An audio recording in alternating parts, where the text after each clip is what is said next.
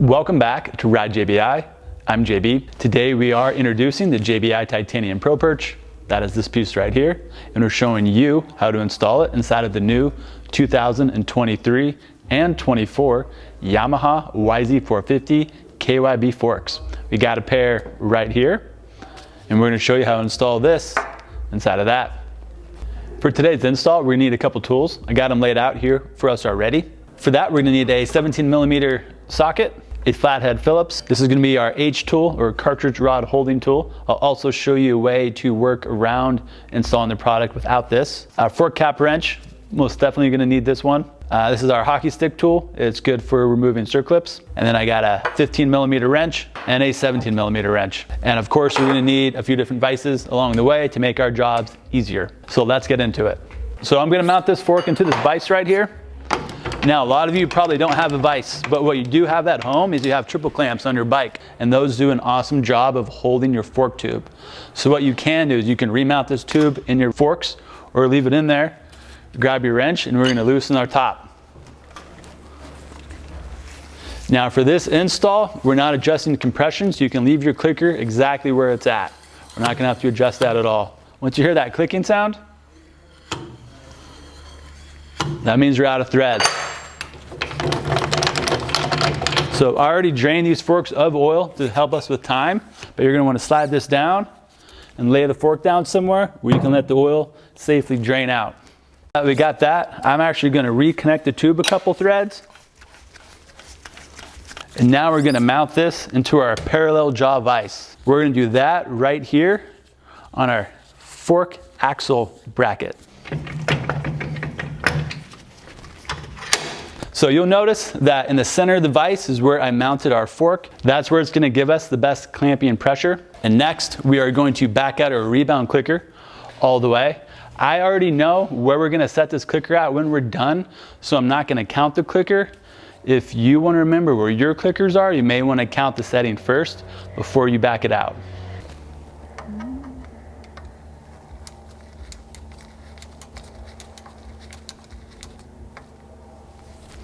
Cool, now that we have the clicker backed out, we're going to utilize our 17mm socket. That's going to fit on right here.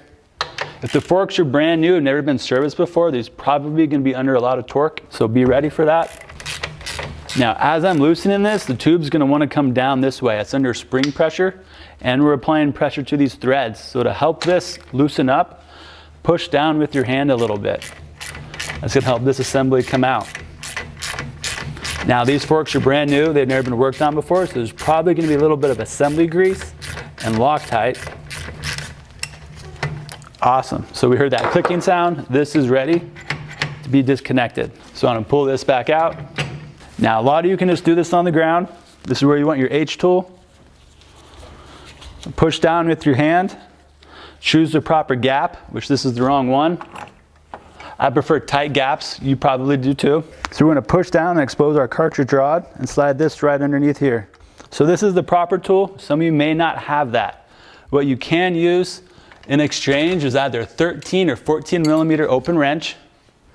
But when you do that, you need to be really careful not to scratch this rod. And you're probably going to want to utilize a rag in between the inside of this and that. And that'll hold the cartridge in place. But I don't recommend it because it's easy to scratch and you don't want to damage that part. This H tool is available at racetech.com. Great business. They make great products and great tools. So now we're ready to disconnect these two pieces. I have a fixture at my shop to hold the fork tube. Just makes it easier than trying to balance it. We have a 15mm lock nut on the bottom and our 17mm nut for the clicker rebound housing. And we're going to separate these two. With my right hand, I'm going to put the 15 on bottom, and with my left hand, I put the 17 on top. And we're going to push the wrenches together. Excellent.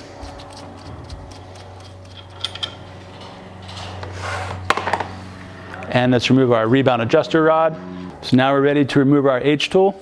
So we're going to push down and compress the spring. Beautiful. Now it's important, don't grab the fork like this, it's going to fall apart.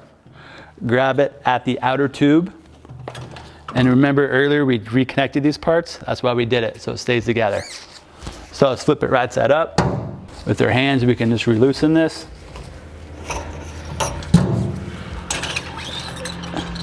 Beautiful.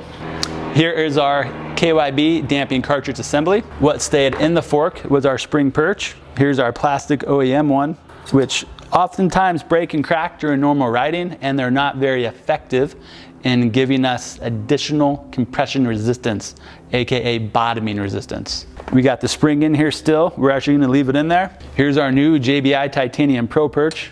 This is exactly the same height as our stock one. So we're gonna drop this bad boy right into here and do in the reverse of what we just did. As you'll see, the perch will slide right up to the cartridge and stop at the same location as the OE. Let's slide this outer tube up. Reconnect this for a couple threads. You don't gotta go all the way. You can leave the O-ring showing and bust out the reverse of what we just did.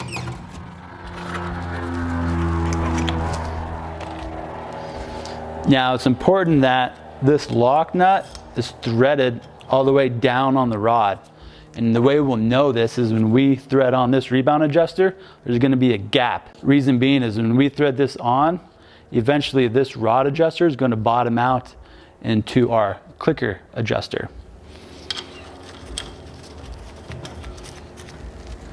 So as you can see, it threaded all the way out and there's no gap. So what that means is this is incorrect. So let's take this back off. We're gonna take the spring pressure off and we're gonna thread this down more. Beautiful. We'll throw this back on. So now we have a little gap here. So that means that this adjuster is threaded all the way onto the rod. Now we're gonna bring this nut up, the lock nut, to our rebound adjuster. Sounds complicated, but all you need is ensure that gap is there. And now we're gonna tighten these two down and that gap will disappear. If you don't have that gap when you first put it together, the lock nut is not fully threaded onto the rod. Perfect. I don't have a torque spec for this. A lot of you were asked. You have an aluminum rod that's hollow. You have an aluminum adjuster, so it's not gonna be a crazy high torque, but as you pulled it apart, I'm sure you could feel how tight it was. So use your best gut instinct. If you're doing suspension, you probably have an idea how to work on stuff already. So it is tight, but nothing too crazy. Lastly, we're gonna throw some grease on these threads because when we retighten this back down, the spring is trying to pull this adjuster in. So we're having a lot of, let's say, tension or friction on the threads. This will help out with that. And I'm gonna start this before we re-put it in the vise. Killer, so let's throw it back in our parallel jawed vise. And now we can give this a little final torque. Beautiful. Now's the time you can reset your rebound clicker. For this, we're gonna go back to 11 clicks out. That's just the setup we got going on this one. Now the JBI Titanium Pro Perch, it works with both modified valving and OEM valving. You don't have to change the clickers just because you utilize it. All it's gonna do is give you more bottoming resistance. That's advantageous for off-road riders, motocross riders, supercross, arena cross, and freestyle. Everybody wants a little bit more bottoming resistance those last few inches of travel. And that is exactly what the JBI Titanium Pro Perch does.